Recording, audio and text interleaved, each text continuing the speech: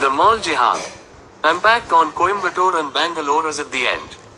Mega malls of Yusuf Ali M.A. Lulu are popular in Kerala and now spreading to Karnataka.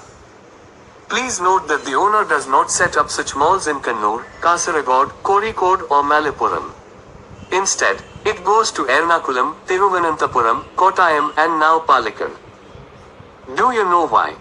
Firstly, he does not want to disturb the business of small shops run by the Muslims in these Muslim-dominated areas. And by setting up a mall in the land of the Kafir, he can destroy the small businesses owned by the Kafir Hindus. Secondly, he recruits 20,000 employees in a mall. Of these, 15,000 are Muslim youth from Malappuram and 5,000 are women from the Hindu community.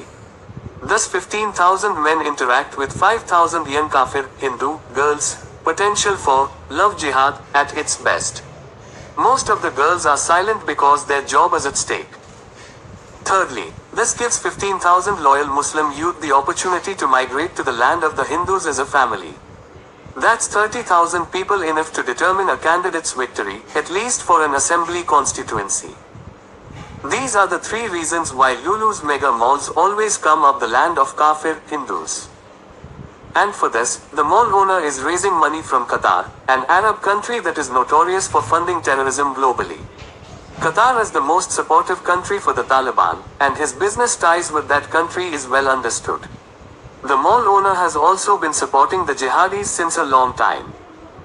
A few years after Lulu's arrival, there was a surge of new hotels, juice centers, bag shops, optical shops and other retail outlets, all of which were owned by the Muslim community. After Lulu's arrival in Edapally, the Christians and Hindus, who traded there, have already locked down close to 50 small businesses. Look at how the economy and the demographics have been systematically changed in these areas over the past few years. A reflection of this can now be seen from Edapally to Pukattupady. The change of the Trikkakara Municipal Corporation is therefore all to see. So the next easy target is Coimbatore, with Lulu Mall coming up there. This mall jihad will take place in Coimbatore sooner than later.